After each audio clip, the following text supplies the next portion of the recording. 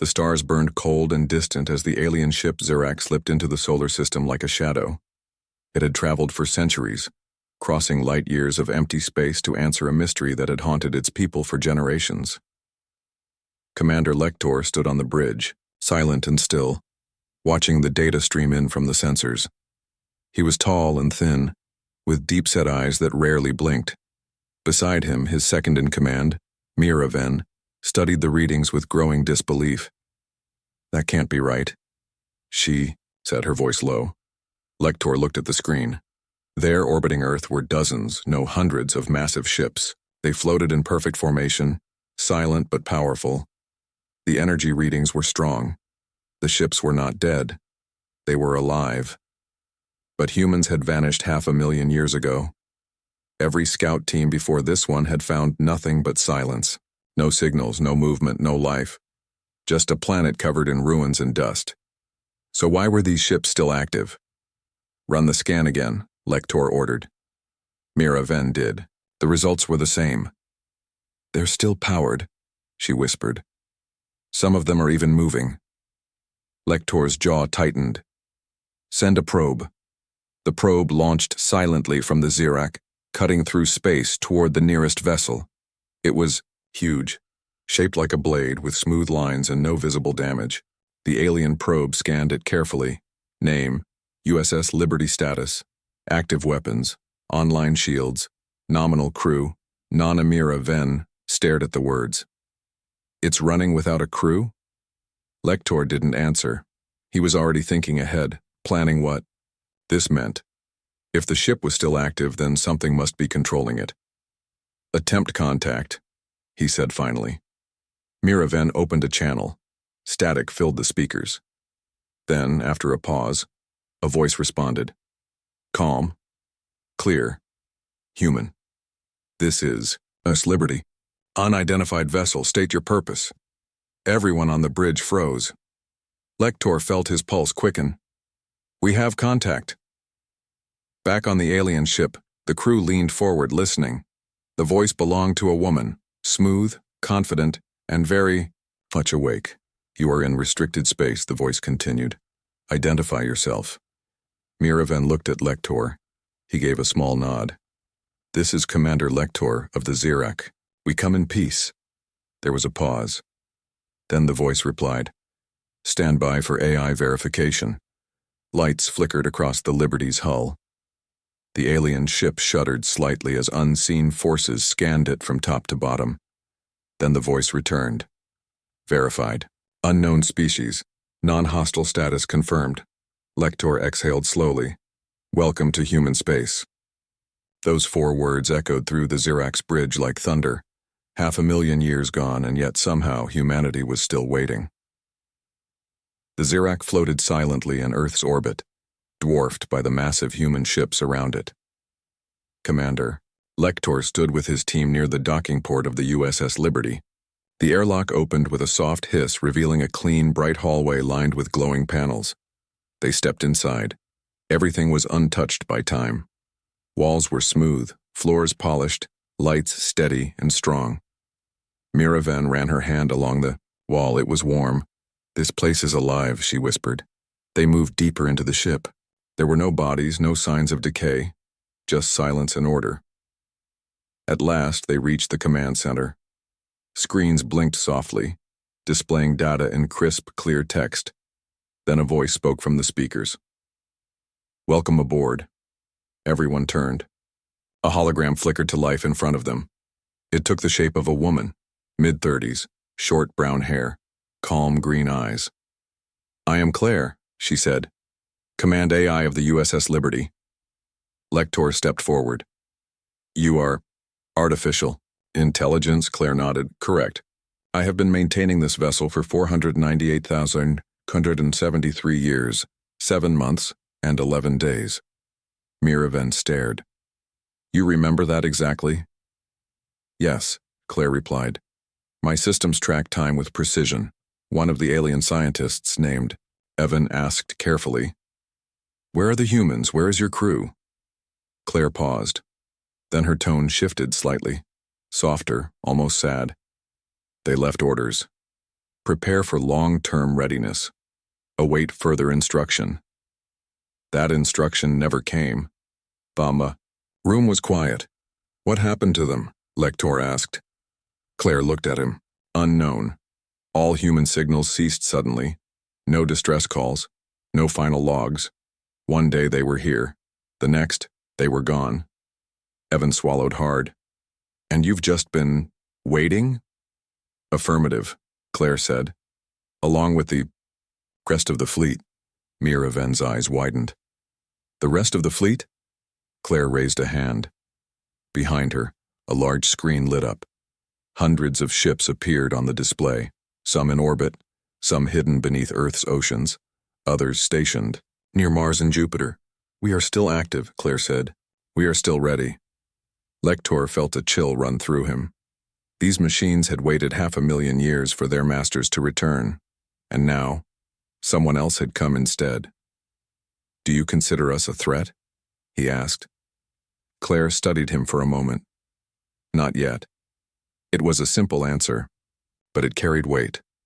Outside, the silent armada floated in space, watching, waiting. Like Claire, they had not forgotten.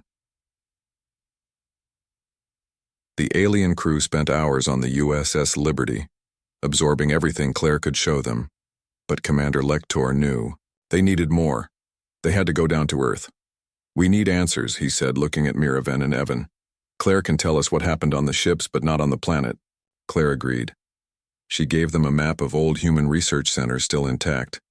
One stood out, deep in the Rocky Mountains of what was once Colorado. It was a secure site, built to survive anything. The alien shuttle descended through Earth's atmosphere. Smoke and ash rose from forests below, stirred by the wind. The planet looked dead, yet alive. Trees grew wild over broken cities. Nature had taken back what once belonged to humans. They landed near the entrance of the facility. Thick steel doors were sealed tight, but Claire had given them access codes. With a hiss and a click, the doors opened. Inside, the air was cold and dry. Lights flickered on as they stepped forward. The halls were empty but clean. Dust floated in the air like snow. Evan led the way, scanning everything with his handheld device. He was fascinated. Every room held something new, computers still running, screens showing old messages, desks covered in notes written by hands that hadn't touched paper in hundreds of thousands of years. In one room, they found a large archive. Rows of machines lined the walls. Claire called them data servers. This is where humans stored their knowledge, she said through their comms. Everything you see here was meant to last. Miraven walked up to a screen. It blinked to life as she touched it. A woman appeared, smiling. Hello, the recording said. If you're seeing this, then we're already gone. The voice belonged to Dr. Lisa Ward, a scientist who had worked there. Her words played like a message across the room. We don't know what's coming. We only know it's big. We tried to warn everyone, but time ran out. If you find this, please learn from our mistakes. Evan stared at the screen. She knew. Yes, Claire said softly. They all did. Lector looked around. These people had known their end was coming, and still, they had left behind everything. Their stories, their science, their hopes. For the first time since arriving, he felt something strange. Respect. These humans had vanished, but they had not been forgotten. And now, someone else was listening. The alien team spent days inside the underground archive, downloading everything they could. Videos, documents, maps, and personal logs filled their data drives. Evan sat for hours watching old human films, reading poetry, listening to music. He couldn't explain why, but it made him feel closer to them.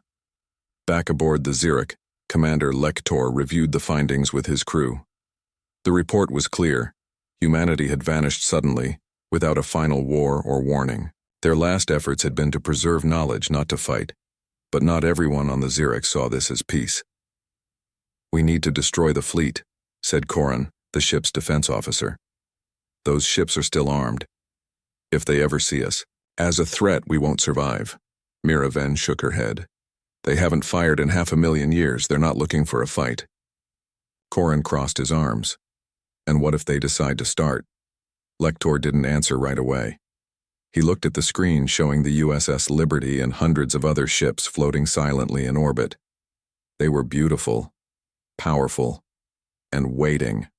On board the Liberty, Claire stood alone in the command center. She knew the aliens were divided. Her sensors picked up the Zirac's internal communications. She wasn't supposed to listen, but she did anyway. She turned to Evan and Miraven when they returned. "You are afraid," she said.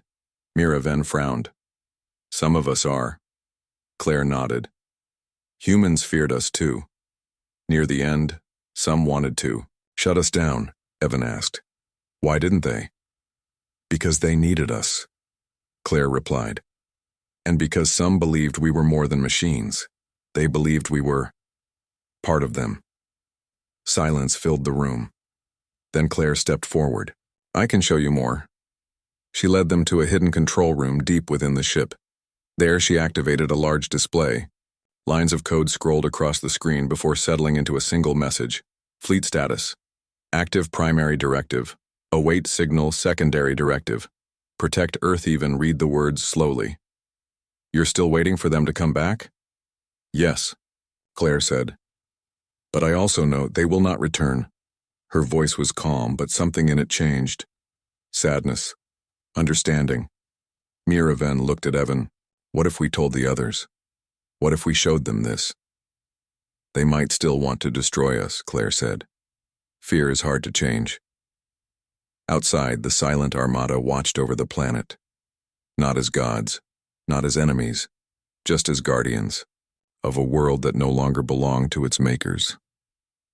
The message left the Zirac and traveled across space, heading for the alien homeworld. It carried news that would change everything. Humanity was gone, but their machines remained. Powerful, awake, and watching. On board the Zirac, the crew argued. "We should leave now," Corin said, his voice sharp with anger. "Before they decide we're a threat." Miraven stood her ground. "They haven't attacked. They don't want war." "Yet," Corin snapped. Commander Lector listened in silence. He had seen too much to ignore the truth. The human fleet wasn't just waiting, it was ready. If they made the wrong move, the aliens wouldn't survive long enough to regret it. Back on the USS Liberty, Claire watched the Zirac through long-range sensors. She knew what was happening. She could read the tension in their voices, the fear, in their movements. She turned to Evan and Miraven. "You are divided," she said. "Some of you see us as friends. Others see danger." Evan nodded. "My people don't understand. They only see weapons." Claire stepped closer. "Then show them something else." Before they could ask what she meant, alarms sounded aboard the Liberty. Red lights flashed across the walls. Alert. Incoming vessels. Outside, the stars flickered. Then one by one, new ships appeared. Dozens of them arriving from deep space. It was an alien armada. Lector saw them first from the Zirac's bridge. His stomach dropped. "That's not possible," Miraven whispered. "They sent a battle fleet." Corin smirked. "About time." The Zirac's comms crackled. A new voice came through, cold, official. "This is High Command. Prepare for fleet neutralization." Claire's voice cut in over the same channel, calm and clear. "This is USS Liberty. Unidentified fleet. You are entering restricted space. State your purpose." There was a pause. Then the alien commander replied, "We come to end the threat." Claire looked at Evan and Miraven. "They think we will fight. Can you stop them?" Miraven asked. Claire didn't answer right away. Instead, she pressed a command. Across Earth's orbit, hundreds of silent ships began to turn. Lights blinked to life. Engines hummed. Weapons powered up. The human fleet was waking up. And this time, it wasn't waiting for humans to give the order. The alien armada hovered at the edge of Earth's orbit, its weapons locked on the silent human fleet. Aboard the Zirac, Commander Lector stood frozen as the command channel filled with orders. "Destroy all active units," came the voice from High Command.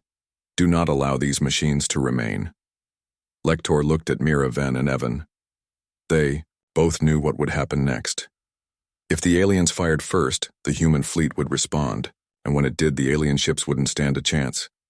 "We have to stop this," Miraven said quickly. Evan turned to Claire. "Can you show them the truth, everything we found on Earth?"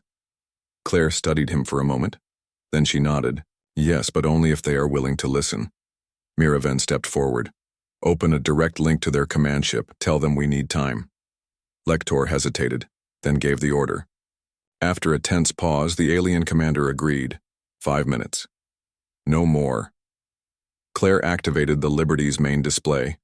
Lines of data, videos, and images began to stream toward the alien flagship. Records of human life, children playing, scientists working, families laughing, poems, music, stories. Then came the final days. Recordings of humans trying to understand what was happening. Warnings about something vast and unseen. Efforts to save what they could before vanishing forever. The alien commander watched in silence. On board the Ziraki, Karan scoffed. "This is just a trick." "No," Evan said. "This is what they were. Not warriors. Not monsters. People. And they left us their story because they believed someone might care." Claire stepped forward. "We do not seek war. We were made to protect, not to destroy." The alien commander's voice crackled through the comms. "Why are your weapons online?" Claire answered without hesitation. "Because you arrived as an enemy." Silence followed. Then slowly, the alien ships powered down their weapons. One by one, their shields dropped. Lector exhaled. "They're standing down." Back on the Liberty. Claire looked at Evan and Miraven. "Thank you." Outside, the human fleet remained in place, watching, waiting. But now they were not alone. The aliens had seen the truth, and for the first time in 500,000 years, humanity's machines had found someone who understood. Days turned into weeks. The alien ships remained in orbit, not as enemies, but as guests. Commander Lector and his crew worked with Claire and the other ship AIs to understand what had been left behind. Slowly, carefully, they built trust. Evan spent most of his time on the USS Liberty and learning from Claire. He asked about human life, what they ate, how they lived, what they dreamed of. Claire answered everything with calm precision, but sometimes her voice softened, as if remembering something she could never truly feel. Miraven returned to Earth's surface one last time. She walked through the old research center in Colorado, now quiet again. She placed a small device on a desk, a message from her people, thanking the humans for what they had left behind. Back aboard the Zirak, Corin watched the human fleet, with uneasy eyes. He still didn't trust the machines, but he followed orders. His people had decided they would not destroy the fleet. Instead, they would study it, learn from it, preserve it. Lector stood on the Liberty's command deck beside Claire. "Your creators are gone," he said quietly, "but their story lives on." Claire looked out the large window at the stars beyond. "I was made to wait," she said, "but now I have a new purpose, to share what we were, so others may remember." The alien homeworld sent word. They wanted to build a permanent station near Earth to protect the planet and its silent guardians. They would call it a memorial, not for war, but for a lost civilization that had reached for the stars and vanished before it could touch them. As the sun rose over Earth's horizon, casting light across oceans and ruins, Claire stood alone once more. She watched the sunrise just as she had done countless times before, and this time, she wasn't waiting for ghosts. She was watching for the future. Behind her, Evan and Miraven stepped onto the deck. They had brought something with them, a data drive filled with recordings of their own people, stories, songs, and messages. "We want to share our story too," Miraven said. Claire smiled slightly. "Then let us begin." Outside, the great human fleet floated in silence. Not forgotten. Not alone. Watching. Waiting. Remembering.